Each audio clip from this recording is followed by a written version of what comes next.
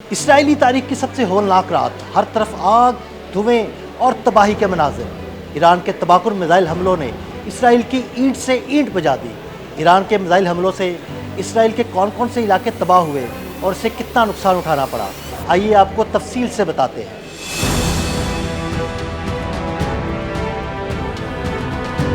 مشرق وسطی میں آگ و خون کا کھیل اپنے عروج پر۔ امریکی پشت پناہی سے خطے میں بدمعاشی کرنے والے اسرائیل کے کئی علاقے ایران کے تباہ کن جوابی حملوں سے راکھ کے ڈھیر میں تبدیل ہو گئے۔ ایران نے اسرائیل پر وہ تباہ کن میزائل حملے کیے جنہوں نے آئرن ڈوم جیسی جدید دفاعی ڈھال کو بھی چکنا چور کر دیا۔ وعدہ صادق 3 کے نام سے شروع ہونے والے انتقامی کارروائی میں جب 200 ایرانی میزائلوں نے اسرائیل کی جانب سفر کیا تو تل ابیب، حیفا، اسکلان اور دیگر کئی فوجی و صنعتی مراکز ایرانی میزائلوں کی زد میں آ کے ہر طرف صرف آگ، دھواں اور چیخو پکار سنائی تھی۔ آئرن ڈوم دفاعی نظام جو اسرائیل کا غرور سمجھا جاتا تھا، ایک کے بعد ایک میزائل کے سامنے ناکام دکھائی دیا۔ ایران کے جدید ترین سیجل اور ذوالفقار میزائلوں نے نہ صرف اہداف کو کامیابی سے نشانہ بنایا بلکہ صہیونی دشمن کے حوصلے بھی پاش پاش کر دیے۔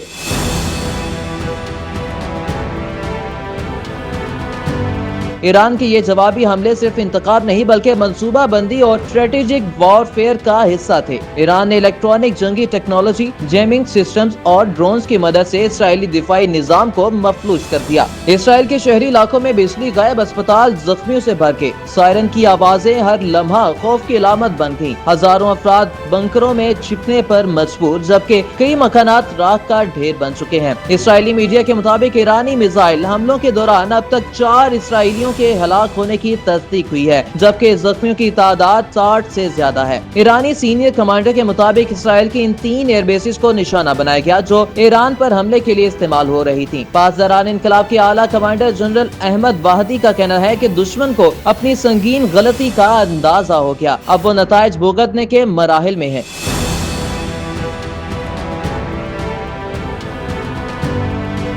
جنرل واحدی نے ایرانی میڈیا سے گفتگو میں کہا کہ دشمن سمجھ بیٹھا تھا کچھ فوجی مراکز کو نشانہ بنا کر ہمیں کمزور کر دے گا اور ہم خاموش رہیں گے۔ جنرل احمد واحدی کے مطابق مجموعی طور پر اسرائیل پر میزائل حملوں میں 150 سے زائد اہداف کامیابی سے نشانہ بنائے گئے۔ ایران کی پاسداران انقلاب نے اعلان کیا ہے کہ اسرائیل پر خیبر میزائل بھی جلد ہی داغے جائیں گے جو اسرائیل میں تباہی اور بربادی کی داستانیں چھوڑ جائیں گے۔ ایرانی حملوں کے بعد اسرائیلی دفاعی اداروں کا کہنا ہے کہ ایران سے جنگ کم از کم 2 ہفتے جاری رہ سکتی ہے۔ جنگ کے 2 ہفتوں تک جاری رہنے اور ایران کی جانب سے اسرائیل پر مزید حملوں کے خوف سے اسرائیل میں سپر سٹورز خالی ہونے لگے۔ اسرائیلی شہریوں نے بڑی تعداد میں سپر مارکیٹوں اور سٹورز کا رخ کر لیا اور ذخیرہ اندوزی شروع کر دی۔ رپورٹس کے مطابق اسرائیلی شہری کھانے پینے کی اشیاء، پانی، خشک خوراک اور دیگر اشیاء ضروریہ بڑی مقدار میں خرید کر ذخیرہ کر رہے ہیں۔